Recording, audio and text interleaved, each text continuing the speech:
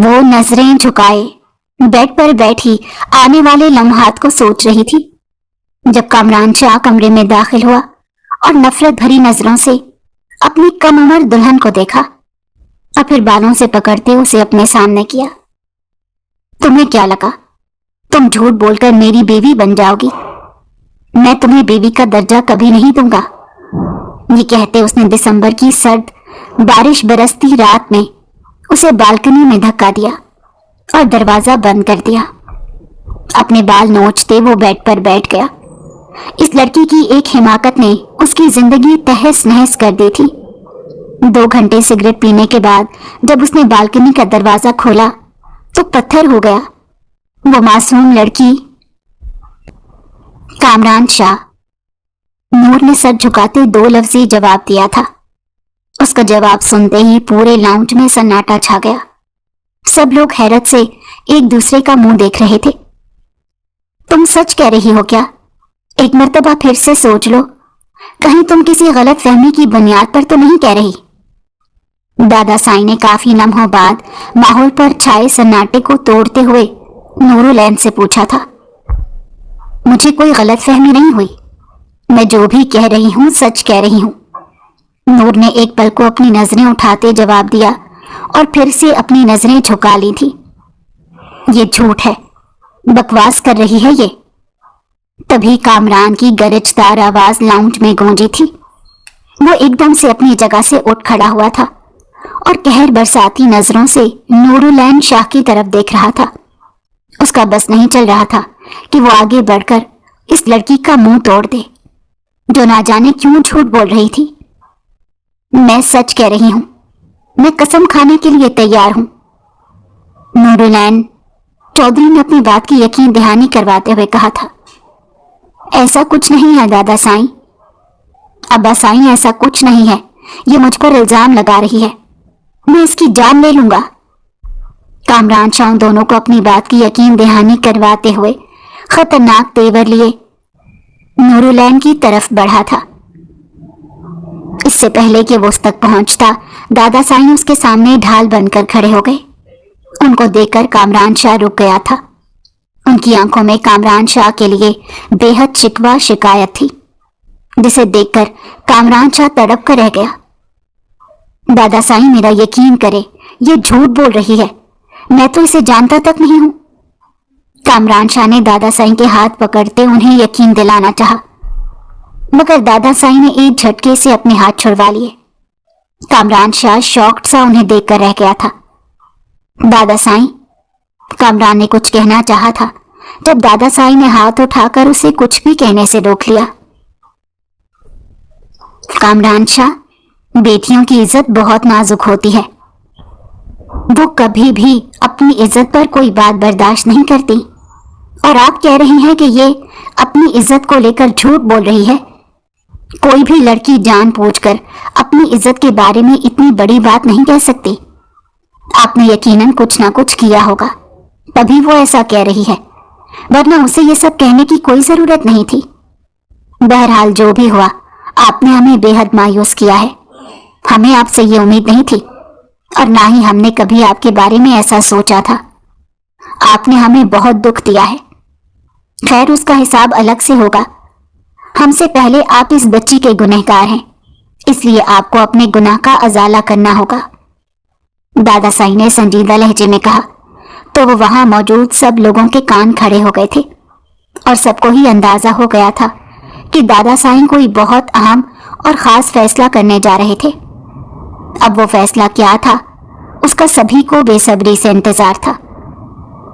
جب میں نے کچھ کیا ہی نہیں تو آپ کوئی بھی فیصلہ کیسے کر سکتے ہیں؟ میں کوئی بھی ازالہ نہیں کروں گا۔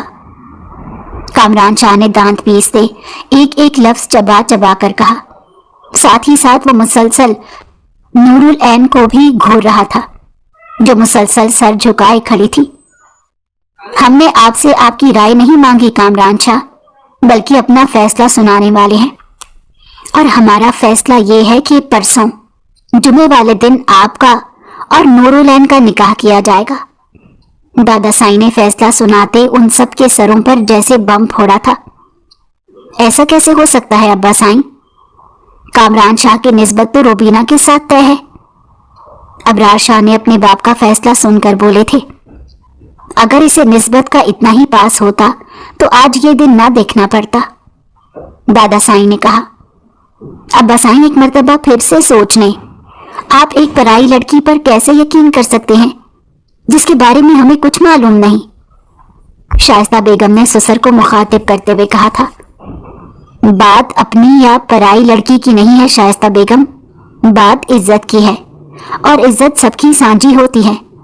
दादा साईं ने कहा, लेकिन अब्बा साईं ये भी तो हो सकता है कि कामरान सच कह रहा हो और ये लड़की झूठ बोल रही हो और मेरे बेटे पर इल्जाम लगा रही हो। शाइस्ता बेगम बेटे की हिमायत में बोली थी, आपको ऐसा क्यों लगता है कि ये बच्ची झूठ बोल रही है? जानबूझकर खुद पर दाग लगवाने की आखिर क्या वजह हो सकती है? दादा साईं ने शाइस्ता बेगम से सवाल किया था। और क्या वजह हो सकती है अब्बा साईं? एक ही वजह है जिस पर इस जैसी लड़कियां कुछ भी करने को तैयार रहती हैं, और वो है दौलत। यकीनन इसने भी मेरे बेटे के पास दौलत देखी होगी और ड्रामा रचाकर यहां आ गई होगी। शाइस्ता बेगम ने अपनी सोच के मुताबिक जहर उगला था जिस पर नूरुलैन तड़प कर रह गई थी। वो नहीं जानती थी कि इस हवेली में रहने वाले सभी लोग इस तरह के होंगे। ऐसा कुछ नहीं है, मैंने ये सब दौलत के लिए नहीं किया। मेरे पास बेशुमार दौलत है, भले ही आपके बराबर नहीं मगर ज्यादा कम नहीं रही है।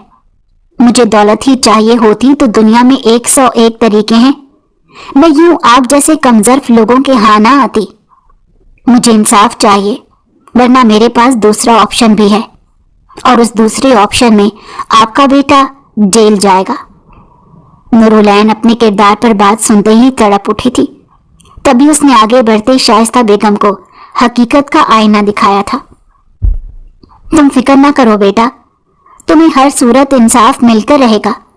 उसके लिए तुम्हें पुलिस स्टेशन जाने की जरूरत नहीं, बस तुम अपने घर का एड्रेस दे दो, हम जुमे वाले दिन हाजिर हो जाएंगे। दादा साईं ने नूरुलैन के सर पर हाथ रखते हुए कहा था, आप मेरे साथ ऐसा नहीं कर सकते, मैं किसी सूरत ये निकाह नहीं करूंगा। कामरान शाह ने दादा साईं का फैसला सुनते एकदम से इनकार किया।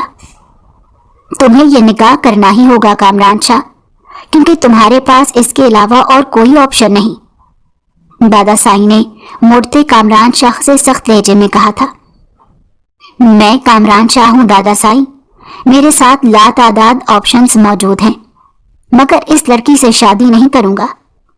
कामरान शाह ने कहा, कामरान शाह तुम हमारा फैसला मानने से इनकार नहीं कर सकते। अगर हमने ऐसा किया तो हम तुम्हें जायदाद से आग कर देंगे। दादा साईं ने ये बात कहते जैसे उन सब की शरक पर पांव रखा था। वो हैरानगी और फटी फटी नजरों से उन्हें देखकर रह गया, जैसे उसे यकीन आ रहा हो कि उसके दादा साईं कुछ ऐसा भी कर सकते हैं। आप इस लड़की के लिए मुझे जायदाद से आग करेंगे? कामरान गुस्से और दुख के मिले जुले तासुरात से बोला, हम ऐसा बिल्कुल नहीं करना चाहते, लेकिन अगर आपने हमारी बात ना मानी तो हमें मजबूरन ऐसा करना होगा। दादा साईं ने हतमी लहजे में कहा और फिर मुड़कर नूरुलैन से उसका एड्रेस पूछने लगे। नूरुलैन उन्हें एड्रेस बताती वहां से जा चुकी थी, जबकि कामरान उसके बारे में सोच कर रह गया था। उसे लाख याद करने के बावजूद भी ये याद नहीं आया था कि नूरुलैन अभी जो कहकर गई थी वो कब हुआ था, क्योंकि वो तो आज उसे पहली दफा देख रहा था। लेकिन नूरुलैन ने उसे अच्छे से देख रखा था और उसे अच्छे से पहचानती थी। कहाँ गई थी महारानी? हमारी इज्जत का जनाजा निकालने में कोई कमी रह गई थी क्या, जो फिर से सैर सपाटे करने लगी हो? वो जैसे ही घर में दाखिल हुई, गाजिया बेगम एकदम से उसके पास पहुंची। तुम दो तेज लहजे में उससे पूछने लगी थी। नूरुलैन ने उनकी बात का जवाब देना जरूरी नहीं समझा और यूं ही आगे बढ़ने लगी कि जब भी उसे अपनी पुश्त पर फिर से गाजिया बेगम का जहर में डूबा हुआ जुमला सुनने को मिला, देख रही हूं मैं, इंतहाई बेहया और बेगैरत हो तुम। तुम्हें शर्म नहीं आती ये सब करते हुए? दोबारा अगर मुझे कमरे से बाहर दिखाई दी तो तुम्हारी टांगे तोड़कर अपाहज करके फेंक दूंगी तुम्हें। गाजिया बेगम ने कहा तो वो मुड़ी थी। बेफिक्र रहें, मैं नहीं निकलूंगी कमरे से, नूरुलैन ने जवाब दिया, और जवाब देकर वो एक लम्हे की ताखीर किए बगैर जाकर अपने कमरे में बंद हो गई थी और ठा की जोरदार आवाज से दरवाजा बंद कर दिया था। हाँ हाँ, तोड़ो इनको, एक दफा ही उखाड़ कर फेंक दो, तुम्हारे बाप की मिलें लगी हुई है ना। गाजिया बेगम बाहर से फिर से चिल्लाई थी, जबकि नूरुलैन कानों में उंगलियां ठूंसते औंधे मुंह बिस्तर पर गिरी थी। अपने बाप को याद करते उसकी आंखों से जारो कतार आंसू बहने लगे। काश वो सब ना हुआ होता तो आज मेरे बाबा मेरे साथ होते, उसने अजियत की हदों को छूते हुए सोचा था। वो एक तारीख रात उसकी सारी जिंदगी को तारीख कर गई थी।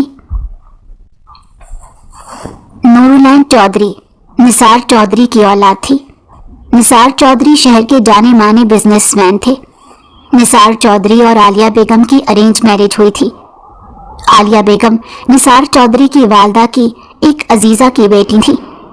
उनका कैंसर लास्ट स्टेज पर था जब वो निसार चौधरी की वालदा से मिली और अपनी बेटी उन्हें सौंपती।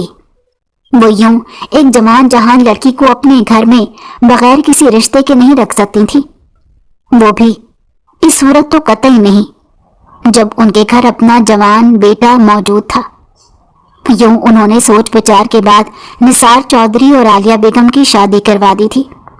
गो कि निसार चौधरी इस शादी के हक में नहीं थे क्योंकि वो इतनी जल्दी शादी नहीं करना चाहते थे, मगर फिर आलिया बेगम ने अपनी मोहब्बत और खिदमत से जल्द ही उनके दिल में जगह बना ली थी। आलिया बेगम की तरबियत अच्छे और बेहतरीन खुतूत पर की गई थी जो निसार चौधरी को उनसे मोहब्बत करने पर मजबूर कर गई थी। शादी के 7 साल बाद अल्लाह ने उन्हें अपनी रहमत से नवाजा, जिनका नाम उन्होंने नूरुलैन चौधरी रखा। नूरुलैन चौधरी घर भर की जान थी। वो सिर्फ 4 माह की थी जब एक रोज आलिया बेगम को फालिज का अटैक हुआ। वो 6 माह तक बिस्तर पर रहीं और उसके बाद अपने सफरे अदम पर रवाना हो गई। उनकी मौत के महज 1 साल बाद ही निसार चौधरी की वालदा भी इस दारे फानी से कूच कर गई थी। नूरुलैन चौधरी उस वक्त महज 22 माह की थी। निसार चौधरी को उसकी देखभाल के लिए किसी की अशद जरूरत थी। ऐसे में सब ने ही उन्हें दूसरी शादी का मशवरा दिया था। गाजिया बेगम उनकी चचाजाद थी और 4 साल पहले ही बेवा होकर अपने मैके आ गई थी। उनके 2 बेटे भी थे। सबकी राय और मशवरे से उन्होंने गाजिया बेगम का हाथ थाम लिया और उन्हें अपनी शरीके हयात बनाकर अपनी जिंदगी में शामिल कर लिया। मगर गाजिया बेगम ने कभी भी नूरुलैन चौधरी को अपनी बेटी नहीं माना था। न जाने क्यों, मगर उन्हें बेटियों से नफरत थी। सिर्फ नूरुलैन चौधरी ही नहीं बल्कि उनके भाइयों के घर भी बेटियां थीं। वो उन्हें बुरी तरह ट्रीट किया करती थी। उनके अपने 2 बेटे थे, इसी वजह से वो खुद को हवा में उठता महसूस करती थी। उसने नूरुलैन को कभी भी खुद को माँ कहने नहीं दिया था। उन्होंने उसे शुरू से ही आंटी कहना सिखाया और वो उसे आंटी ही कहती थी। वक्त गुजरता गया।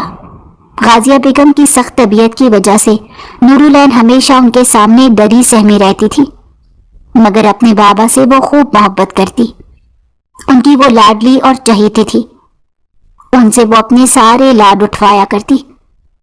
गाजिया बेगम के सामने वो भी कभी कुछ नहीं बोलते थे क्योंकि गाजिया बेगम की शख्सियत शुरू से ही रोबदार थी और वो इस रोबदार शख्सियत के दबाव में जल्द ही आ गए थे।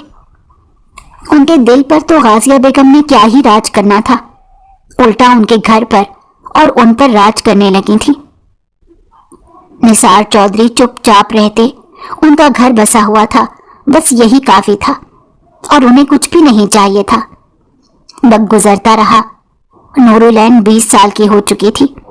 वो पढ़ाई में बहुत लायक थी और हर मर्तबा की तरह इस मर्तबा भी उसकी फर्स्ट डिवीजन आई थी।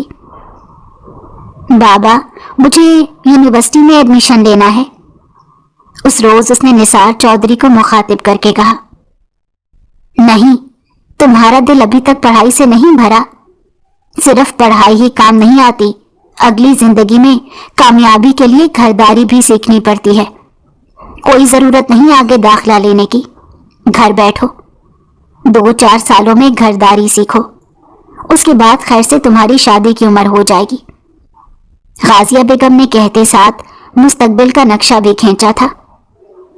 बेगम, मैंने आज तक आपकी किसी भी बात से इख्तिलाफ नहीं किया, मगर मेरी बेटी की पढ़ाई में कोई चीज रुकावट नहीं बनेगी।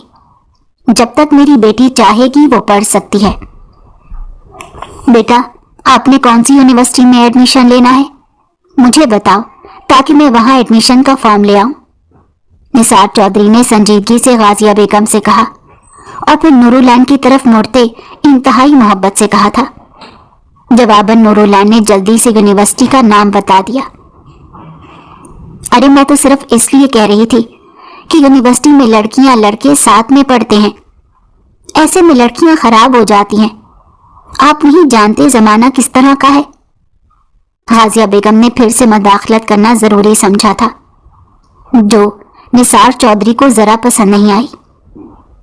गाजिया बेगम, आपने आज तो ये बात कह दी है, आइंदा मैं आपके मुंह से ऐसी कोई बात ना सुनूं। मेरी बेटी मेरा मान है और मुझे इस पर पूरा यकीन है कि वो कोई भी ऐसा काम नहीं करेगी कि जिससे उसके बाबा का सर झुक जाए। मुझे अपनी बेटी पर खुद से भी ज्यादा भरोसा है। निसार चौधरी ने नूरुलैन को अपने साथ लगाते हुए कहा था और फिर अगले ही रोज वो एडमिशन फॉर्म ले आए थे। नूरुलैन का इस यूनिवर्सिटी में एडमिशन हो गया था जिसमें वो चाहती थी और यूं उसकी जिंदगी का एक नया सफर शुरू हो गया। लेकिन वो नहीं जानती थी कि इस सफर में उसे क्या कुछ बर्दाश्त करना पड़ सकता था। उसे यूनी जाते अभी 1 ही साल हुआ था। उस रोज उनकी यूनिवर्सिटी में एक सेमिनार था जिसकी टाइमिंग शाम की थी। ड्राइवर उसे यूनी के सामने उतार कर जा चुका था। इसका यही इरादा था, जैसे ही वो फ्री होगी कॉल करके ड्राइवर को बुला लेगी। सेमिनार को खत्म होते होते रात के 9 बज चुके थे। सर्दियों के 9 यूं भी आधी रात होती है। सब लोग एक एक करके चले गए, जबकि नूरुलैन ड्राइवर का इंतजार करने लगी, मगर उसका इंतजार लंबा ही होता चला गया। ना निसार चौधरी फोन उठा रहे थे और ना ही ड्राइवर। वो यूनिवर्सिटी से निकलकर सड़क के किनारे चलने लगी। उसके साथ उसकी एक दोस्त और भी थी। दोनों का इरादा कैब करवा लेने का था।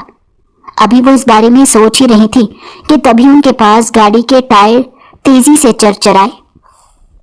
इससे पहले कि वो कुछ समझती, कुछ लड़कों ने उन दोनों को पकड़कर जबरदस्ती गाड़ी में डाला और वहां से गाड़ी भगा कर ले आए। वो उन्हें लेकर एक वीराने में आए थे। ये एक ज़ैरे तामीर इमारत थी जहां नूरुलैन और उसकी दोस्त को लाकर फेंका गया। वो दोनों चीखती रहीं, मगर उनके सामने उनमें से किसी एक की भी न चली थी। नूरुलैन चौधरी ने अपने मुजरिम का चेहरा देख लिया था और उसे पहचान भी गई थी, क्योंकि उसने इससे पहले भी फेसबुक और टिकटॉक पर उसे देख रखा था। लेकिन कामरान शाह उसे ना जान पाया, क्योंकि उस वक्त वो शराब के नशे में धुत था। वो उन्हें वहीं छोड़ते अपनी गाड़ी में बैठते रवाना हो चुके थे, जबकि नूरुलैन भी कुछ देर बाद बेहोश हो चुकी थी। नूरुलैन का जब होश आया तो सब कुछ खत्म हो चुका था। न जाने रात किस वक्त खत्म हुई।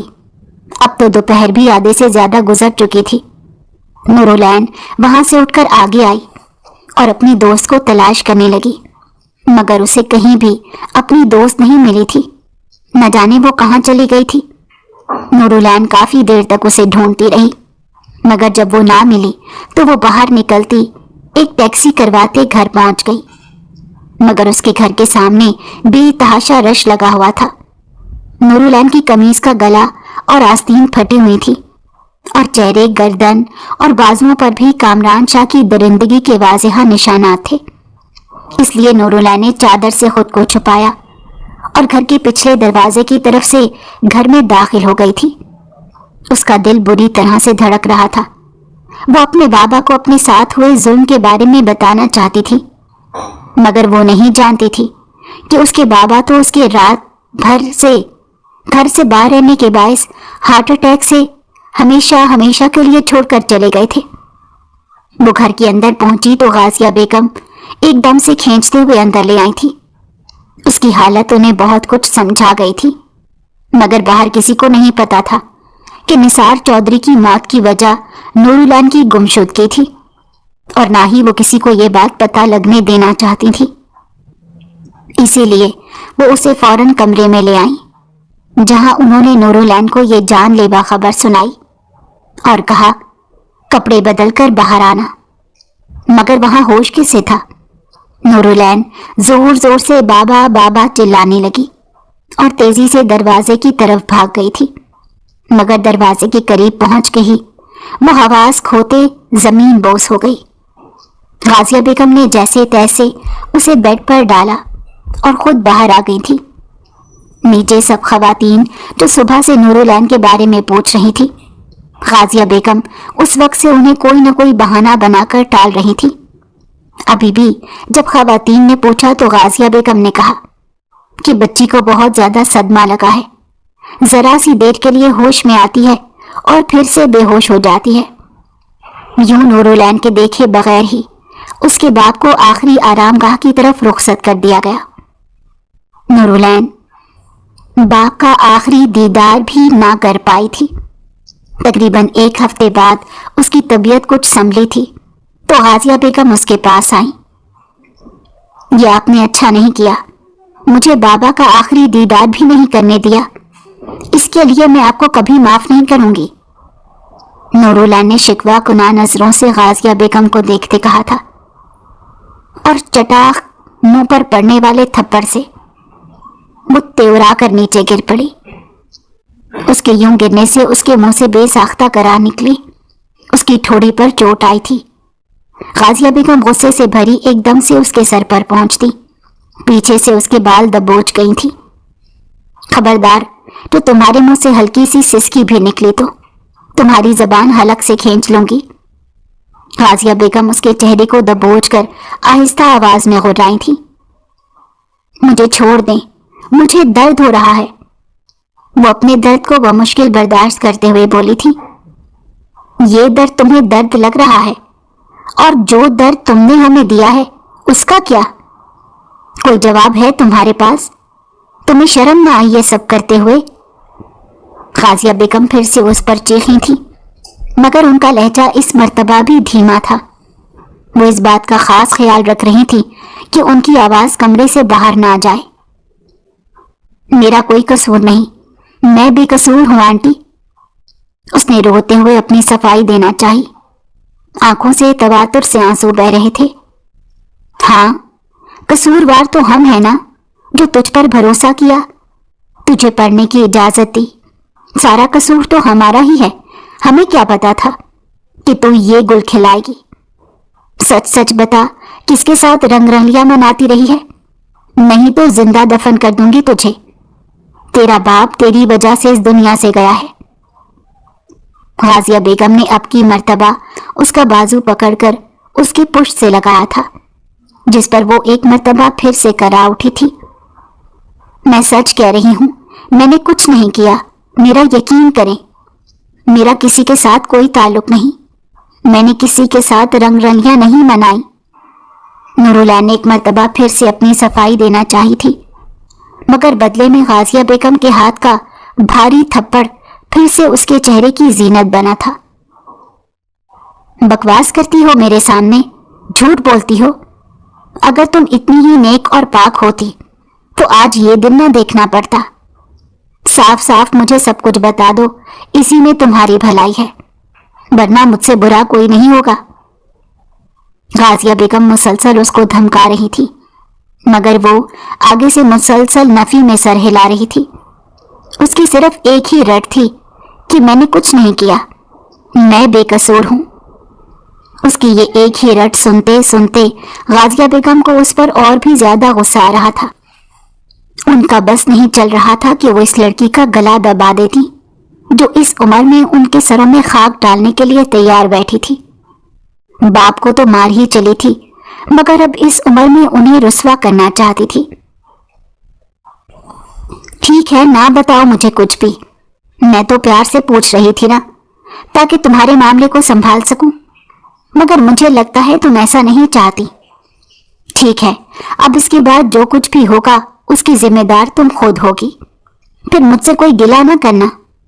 میں ابھی جا کر تمہارے بھائیوں کو سب کچھ بتاتی ہوں، اب وہی تم سے پوچھیں گے۔ یہ کہتے غازیہ بیگم اسے چھوڑتے اٹھ کھڑی ہوئی تھی۔ آنٹی پلیز ایسا مت کریے گا، پلیز، میں آپ کے سامنے ہاتھ جوڑتی ہوں، مجھ میں اتنی سکت نہیں ہے کہ باپ کی موت کے بعد بھائیوں کا ایسا رویہ برداشت کر سکوں، پلیز۔ نورالعین نے غازیہ بیگم کے پیر پکڑتے ان سے التجا کی تھی، کیونکہ غازیہ بیگم کے بیٹے نورالعین کو اپنی سگی بہن مانتے تھے اور اس پر اپنی جان لوٹاتے تھے۔ نورالعین اپنے بھائیوں کی آنکھوں میں خود کے لیے شک اور نفرت نہیں دیکھ سکتی تھی۔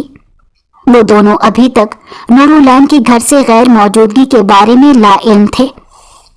غازیہ بیگم نے اپنی طرف سے نورالعین سے پوچھنے کی ہر طرح کوشش کر لی تھی، مگر نورالعین نے انہیں کچھ بھی نہ بتایا۔ نورالعین مزید کچھ دنوں تک کمرے میں بند رہی۔ آخرکار اس روز وہ خود سے عہد کر کے اٹھی تھی۔ اس نے سوچ لیا تھا کہ اسے کیا کرنا ہے، وہ جانتی تھی کہ اسے کیا کرنا ہے۔ چنانچہ اگلے روز وہ سویرے ہی اٹھ گئی اور باہر نکلتے اس نے کیب لی تھی۔ اسے کامران شاہ کی حویلی کا ایڈریس لیتے وہ گاڑی میں سوار ہوئی اور آدھے گھنٹے بعد وہ اس شاندار سی حویلی کے سامنے تھی جہاں صرف 5 نفوس رہتے تھے۔ کمال شاہ جو دادا سائیں تھے، ان کا ایک ہی بیٹا تھا ابرار شاہ، ابرار شاہ کی بیوی شائستہ بیگم جن کے 2 بچے تھے، کامران شاہ اور بیٹی بشرا شاہ۔ جی، کس سے ملنا ہے آپ کو؟ گارڈ نے اسے روک کر پوچھا تھا۔ کمال شاہ سے ملنا ہے، ان سے کہیے کہ نورالعین چودھری ان سے ملنے آئی ہے، کسی خاص سلسلے میں۔ نورالعین نے کچھ سوچتے جواب دیا۔ تھوڑی ہی دیر کے بعد نورالعین کو اندر بلا لیا گیا۔ معذرت، میں نے تمہیں پہچانا نہیں، کیا ہم تمہیں جانتے ہیں؟ دادا سائی نے اسے لاؤنج میں ہی بلوا لیا تھا اور اس سے پوچھا تھا۔ نورالعین چودھری نے وہاں نظر دوڑائی تھی، کامران شاہ بھی وہیں پر تھا۔ اس نے صرف ایک نظر نورالعین کو دیکھا اور پھر سے اپنے موبائل میں مصروف ہو گیا۔ آپ مجھے نہیں جانتے، مگر میں آپ کو جانتی ہوں۔ میں آپ کے پاس ایک مقدمہ لے کر آئی ہوں۔ میں چاہتی تو سیدھا پولیس کے پاس بھی جا سکتی تھی، مگر میری بھی عزت کا سوال ہے، اس لیے میں پہلے آپ کے پاس آئی ہوں۔ نورالعین نے بات کا آغاز کیا۔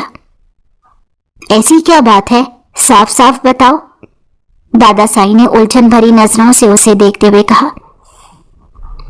اس گھر کے ایک فرد نے میری عزت کے ساتھ کھیلا ہے، میں صرف اتنا چاہتی ہوں کہ اب میرا اس کے ساتھ نکاح ہو جائے، کیونکہ جو کچھ وہ میرے ساتھ کر چکا ہے اس کے بعد کوئی بھی مجھے نہیں اپنائے گا، اس لیے بہتر یہی ہے کہ وہی مجھ سے شادی کر لے۔ نورالعین چودھری نے اپنا مدعا بیان کیا تھا۔ اس کے ساتھ ہی اس نے اپنی میڈیکل رپورٹ نکال کر دادا سائی کے حوالے کی، جس پر صاف صاف لکھا تھا کہ اس کے ساتھ زیادتی کی گئی ہے۔ کون ہے وہ ناہنجار؟ نام بتاؤ مجھے اس کا، دادا سائی نے غصے سے پوچھا تھا۔ انہیں لگا کہ شاید حویلی کے کسی ملازم نے یہ حرکت کی ہے، لیکن جب نورالعین نے کامران شاہ کا نام لیا تو سب کو جیسے سانپ سونگھ گیا۔ کہیں نہ کہیں سبھی کامران شاہ کی حرکتوں سے واقف تھے، مگر وہ اس حد تک گر جائے گا کسی نے نہیں سوچا تھا۔ بہرحال نورالعین چودھری فیصلہ سن کر واپس آ گئی تھی۔ اس کے دونوں بھائی واپس اپنے اپنے ہاسٹل جا چکے تھے۔ وہ دوسرے شہر کی بڑی یونیورسٹی میں پڑھ رہے تھے، اسی لیے انہوں نے رہائش بھی وہیں رکھی ہوئی تھی۔ یوں 2 روز بعد ہی دادا سائی مولوی، گواہان، ابرار شاہ اور کامران شاہ کو لے کر حاضر ہو گئے۔ بشرا شاہ بھی ساتھ آئی تھی، مگر شائستہ بیگم نے آنے سے انکار کر دیا تھا۔ غازیہ بیگم تو معاملہ ہی سمجھنے کی کوشش کر رہی تھی، مگر جب انہیں معاملہ سمجھ آیا تب وہ کچھ بھی نہ بولی تھی۔ ان کی جان چھوٹ رہی تھی फिर कुछ बोलकर वो क्यों दोबारा से नूरुलैन को अपने सर पर बिठा लेती। यूं कुछ ही देर में नूरुलैन का कामरान शाह के साथ निकाह हो गया और वो रुखसत होकर शाह हवेली आ गई। बुशरा शाही उसे कामरान शाह के कमरे में छोड़कर गई थी। वो बेड पर बैठी आने वाले वक्त को सोच रही थी जब दरवाजा धाड़ की आवाज से खुला और कामरान शाह कमरे में दाखिल हुआ। उसने नफरत से बेड पर बैठी हुई नूरुलैन चौधरी को देखा, जो उम्र में उससे कम 10-12 साल छोटी थी। उसे देखते ही कामरान शाह की आंखों में उसके लिए नफरत दर आई थी। वो एकदम से उसके करीब गया और उसे एक लम्हे में बेड से उठाते हुए अपने सामने किया। तुम्हें क्या लगा तुम झूठ बोलकर मेरी बीवी बन जाओगी? ऐसा कभी नहीं होगा, ये तुम्हारी भूल है।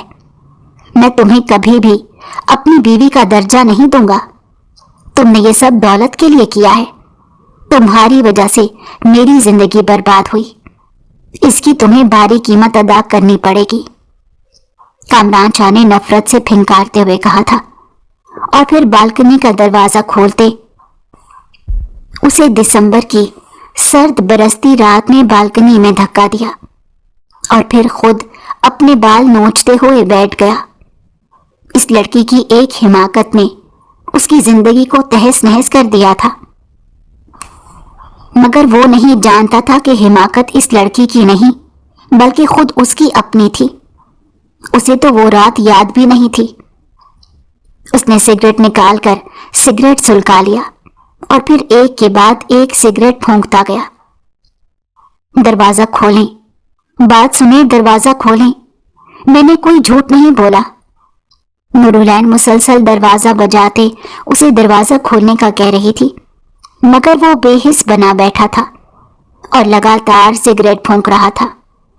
नूरुलैन सर्दी के बायस एक जगह सुकड़ सिमट कर बैठ गई थी और अपने हाथों को मलते गर्माइश पहुंचाने की कोशिश करने लगी थी, मगर बेसूद।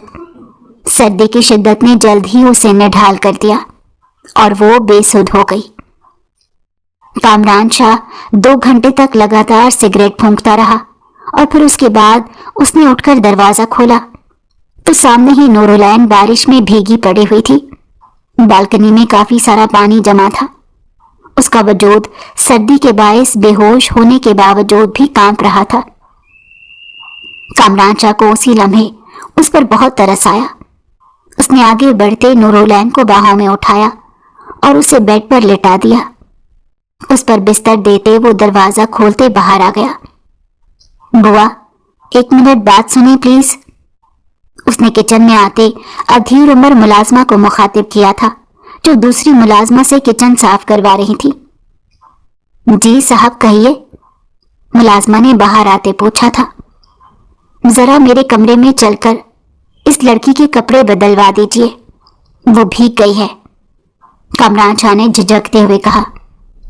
जी मैं कर देती हूँ, मुलाजमा ने कहा और फिर ऊपर कमरे की तरफ बढ़ गई थी। कामरान शाह वहीं खड़ा उसका इंतजार करने लगा। कुछ देर बाद वो वापस आई और अजीब सी नजरों से कामरान शाह को देखने लगी। क्या हुआ, ऐसे क्यों देख रही हैं? जो काम बोला था वो हो गया क्या? कामरान शाह ने पूछा था। जी साहब जी, काम हो गया, मगर आपने उस बच्ची के साथ बिल्कुल भी अच्छा नहीं किया। हमें आपसे ये उम्मीद नहीं थी, मुलाजमा ने कहा और फिर किचन में चली गई। कामरान शाह सर झटकते कमरे में आ गया। वो तो शुक्र था कि मैट्रेस पर वाटर प्रूफ कवर था, वरना तो अब तक पूरा बिस्तर गीला हो चुका होता। वो काफी देर तक नूरुलैन को देखता रहा और फिर अपना तकिया उठाकर सोफे पर लेट गया। कुछ याद आने पर उसने फोन निकालते किसी को कॉल मिलाई। हाँ यार, सुना कैसा है? आगे से पुरजोश सी आवाज सुनाई दी। ये छोड़, जो मैं पूछूंगा मुझे उसका साफ साफ जवाब चाहिए। कामरान शाह ने 2 टोक बात की थी। यार खैरियत तो है ना? ना सलाम ना दुआ, सीधा बात पूछने पर ही आ गए। मुकाबिल ने मसनूई नाराजगी दिखाते कहा। शट अप यार, कामरान शाह ने कहा तो मुकाबिल भी एकदम सीरियस हुआ था। हाँ हाँ क्यों नहीं, पूछो जो भी पूछना है, उसने तेजी से कहा। उस रात क्या हुआ था? कामरान शाह ने संजीदगी से पूछा था। कौन सी रात? मुकाबिल हकलाया। देखो जुनैद, कुछ भी झूठ बोलने की कोशिश मत करना। उस रात जो भी हुआ मुझे सच सच बताना, मुझे सिर्फ सच सुनना है, कामरान शाह ने कहा। जवाबन जुनैद ने उसे बताया था कि कैसे उस रोज वो लोग शर्त जीतने के चक्कर में 3 बोतलें शराब पिला चुके थे। उसके बाद जब वो वापस जा रहे थे तो रास्ते में 2 अकेली लड़कियों को देखकर जुनैद की शैतानी फितरत जाग उठी थी। उसने कामरान शाह के साथ मिलते उन लड़कियों को अगवा किया और फिर एक वीरान जगह पर जाकर उनके साथ ज्यादती कर दी। कामरान शाह होश में नहीं था, इसीलिए वो भी ये सब कुछ कर बैठा जो उसने कभी ख्वाब में भी नहीं सोचा था। जुनैद की कॉल सुनने के बाद उसने कॉल काट कर फोन पूरी कुव्वत से सामने दीवार पर दे मारा और फिर अपने बाल नोचते हुए उठ बैठा। ये सब उससे क्या हो गया था? वो क्यों इस कदर वहशी दरिंदा बन गया? उसका दिल चाह रहा था कि वो खुद को आग लगा दे। वो जो पहले नूरुलैन को कसूरवार समझकर उस पर गुस्सा कर रहा था, अब जब सच सामने आया कि कसूरवार वो खुद है, तो वो सोचने लगा था कि वो नूरुलैन से नजरें कैसे मिलाएगा। वो बालकनी में आते बरसती बारिश में खड़ा हो गया ताकि अपने अंदर लगी आग को ठंडा कर सके। उसे यूं महसूस हो रहा था कि जैसे उसका कलेजा जल रहा हो। दिमाग की रगें उसे फटती हुई महसूस हुई थी। वो न जाने कितने घंटे यूं ही बारिश में खड़ा रहा था। उसके हाथ पैर शल हो चुके थे, मगर वहां परवाह किसे थी? उसे जो गुनाह सरजद हुआ था उसका एहसास होते ही उसकी जमीन पर जैसे पहाड़ आन गिरा। फजर की अजानें सुनते वो होश की दुनिया में वापस आया। कमरे में आते उसने कपड़े बदले और फिर वजू बनाते आकर नमाज अदा की थी। नमाज के बाद उसने दुआ के लिए हाथ बुलंद किए और फिर बच्चों की तरह सिसक सिसक कर रो पड़ा। वो काफी देर तक यूं ही हाथ उठाए माफी तलब करता रहा था। सुबह का उजाला फैला तो वो जाए नमाज तय करते उठ खड़ा हुआ और फिर सोफे पर लेटते आंखें मूंद लीं।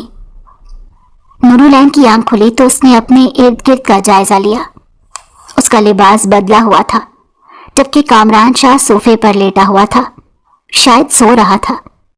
नूरुलैन बेखुद सा अपने आप को देखे गई, फिर उसने अजियत से अपनी आंखें मीच लीं। ये वही चेहरा था जिसे उसने ख्वाबों में देखा था। इस चेहरे को पाने के लिए उसने कितनी ही दुआएं की थी, मगर वो नहीं जानती थी कि वो चेहरा उसे मिलेगा तो वो भी यूं, इसका मुजरिम बनकर। ये जिंदगी उसे किस मोड़ पर ले आई थी कि उसी की मोहब्बत को उसका मुजरिम बना दिया गया।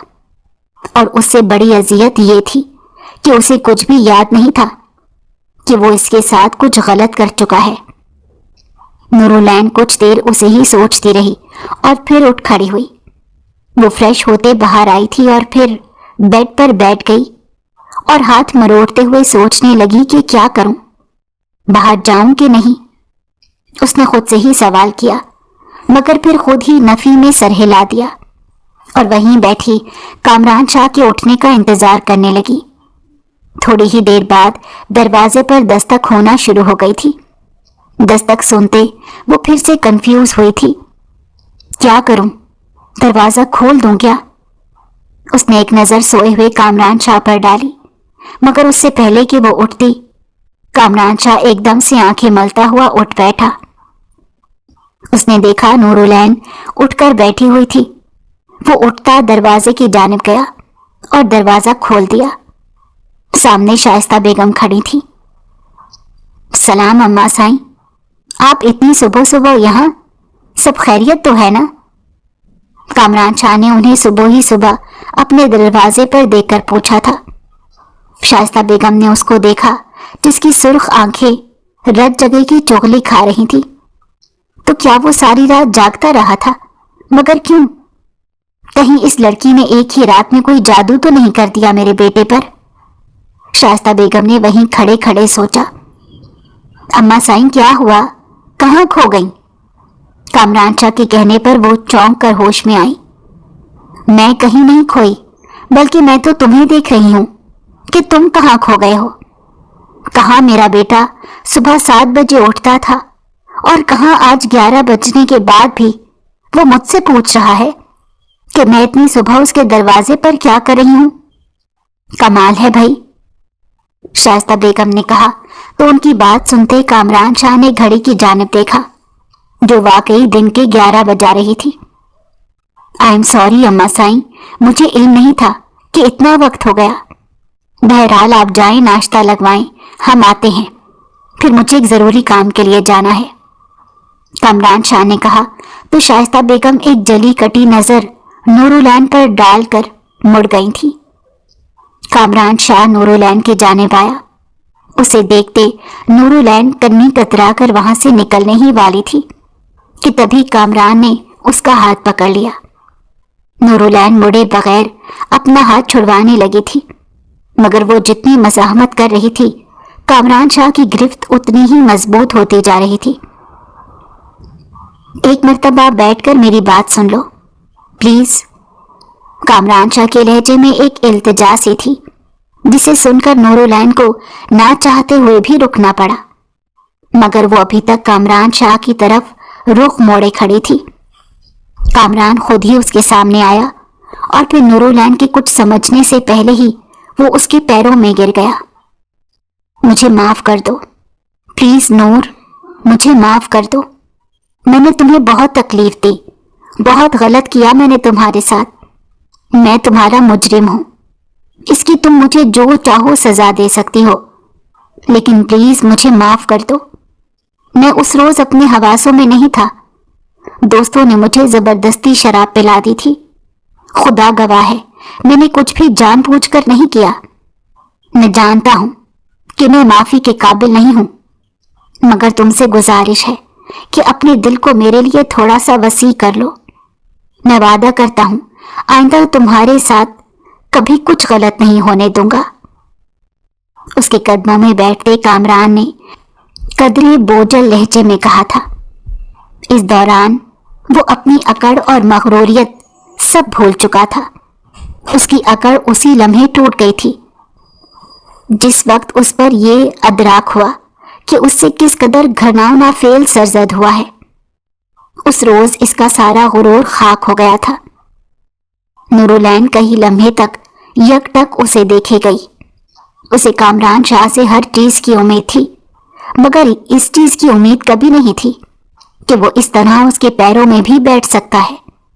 वो हवनक बनी उसे देख रही थी, जबकि वो अपनी बात मुकम्मल करने के बाद अब उसके जवाब का मुंतजर था कि वो क्या कहती है। नूरुलैन ने उसकी बात का कोई जवाब न दिया और दरवाजे की जानिब बढ़ गई, क्योंकि वो इतनी जल्दी उसे माफ कर देने का इरादा नहीं रखती थी। मैं जानता हूं इतनी जल्दी अपने मुजरिम को माफ कर देना तुम्हारे लिए आसान नहीं है। तुम्हें जितना वक्त लेना है ले लो, मगर ज्यादा देर मत कर देना। कामरान शाह अपनी जगह से उठकर नूरुलैन के पीछे आन खड़ा हुआ था। वो दोनों इतना करीब थे कि नूरुलैन की पुश्त कामरान शाह के चौड़े सीने से टकरा रही थी। नूरुलैन बेसाख्ता अपनी सांस तक रोक गई, जबकि कामरान शाह ने उसकी गर्दन पर बोसा दिया था। ये लम्हा बेख्तियारी का था। नूरुलैन पूरी की पूरी कांप उठी थी, जबकि कामरान शाह उसकी हालत महसूस करते उससे दूर हुआ और फिर वो दोनों एक साथ नीचे चले आए, जहां सब लोग लाउंज में बैठे थे। सभी लोग नाश्ता कर चुके थे, सिर्फ वही दो रहते थे। उनका नाश्ता टेबल पर लगा दिया गया। कामरान शाह ने पहले नूरुलैन के लिए कुर्सी खींची, जबकि उसके बाद वो खुद बैठा था। शाइस्ता बेगम भी आकर उसके सामने वाली कुर्सी पर बैठ गईं। उनकी मौजूदगी नूरुलैन को खौफ में मुब्तला कर रही थी। वो उस रोज तो उनके सामने बोल गई थी, मगर आज उन्हें ऐसा लग रहा था कि जैसे वो उसे आंखों ही आंखों में सालिम निगलने का इरादा रखती हों। ठीक है अम्मा साईं, ठीक है दादा साईं, बाबा साईं, मैं चलता हूं, शाम में मिलते हैं। कामरान शाह नाश्ता खत्म करते उठ खड़ा हुआ और फिर एक साथ सबको मुखातिब करके कहा था, तुम दफ्तर जा रहे हो क्या? अबरार शाह ने पूछा। नहीं बाबा साईं, मुझे एक और जरूरी काम है, बस वहीं जा रहा हूं, कामरान शाह ने कहा और फिर उन्हें अल्लाह हाफिज कहते हुए पोर्च की जानिब बढ़ गया। नूरुलैन अभी तक नाश्ते की टेबल पर ही बैठी थी।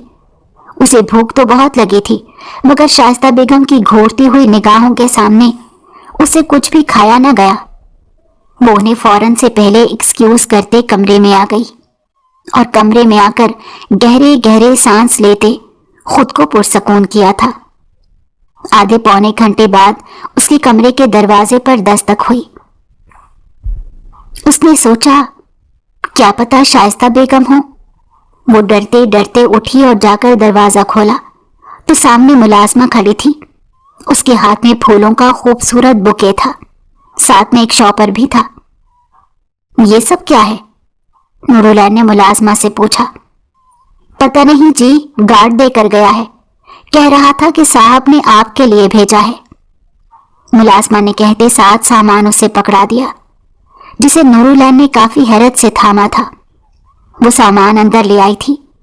उसने देखा तो गुलदस्ते पर एक कार्ड था जिसमें लिखा था, माय डियर वाइफ, ये खाना खा लेना।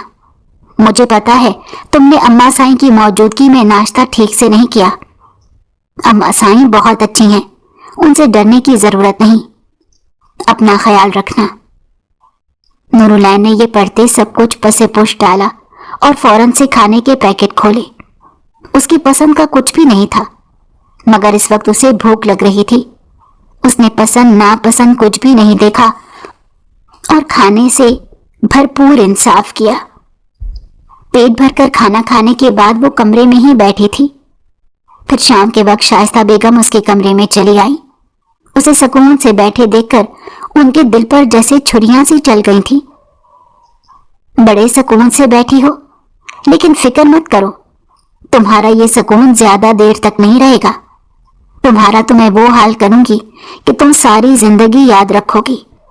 न जाने किसका किया धरा लाकर मेरे बेटे के सर पर डाल रही हो।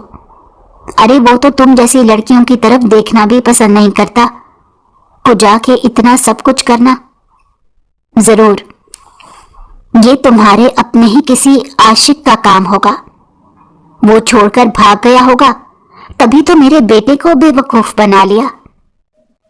शाइस्ता बेगम की जबान जहर उगल रही थी, जबकि उनकी बातें सुनते नूरुलैन के चेहरे का रंग एकदम से सफेद पड़ा था। वो कभी नहीं सोच सकती थी कि शाइस्ता बेगम खुद एक औरत होते हुए भी उस पर इतना घटिया इल्जाम लगा सकती हैं। अम्मा साईं, आप क्या कह रही हैं? कुछ तो ख्याल करें। तभी कामरान शाह आगे बढ़ते नूरुलैन को सहारा देते हुए बोला, हाँ तो क्या गलत कह रही हूं? कल तक तो तुम्हारी भी यही सोच थी। न जाने एक ही रात में इसने तुम पर क्या जादू कर दिया। शाइस्ता बेगम ने कहा तो कामरान शाह को अफसोस हुआ। अम्मा साईं, कल तक मेरी यही सोच थी, क्योंकि मुझे लगता था कि मैं गलत नहीं हूं, लेकिन अब हकीकत मेरे सामने आ चुकी है। नूर का मुजरिम कोई और नहीं बल्कि मैं ही हूं। अभी उन्हें ही सजा देकर आ रहा हूं जिनकी वजह से ये सब कुछ हुआ। आप प्लीज नूर को कुछ भी मत कहें। अब ये मेरी इज्जत है और मैं अपनी इज्जत के बारे में किसी का एक भी गलत लफ्ज बर्दाश्त नहीं करूंगा, फिर चाहे वो आप ही क्यों ना हो। कामरान शाह ने साफ और दो टोक लहजे में कहा था और नूरुलैन को अपने हिसार में लेता बाहर आया था। वो उन मर्दों में से नहीं था जो अपनी बीवियों को घर वालों के आसरे पर छोड़कर भूल जाते हैं, फिर चाहे उनके साथ कितनी भी ज्यादतियां हों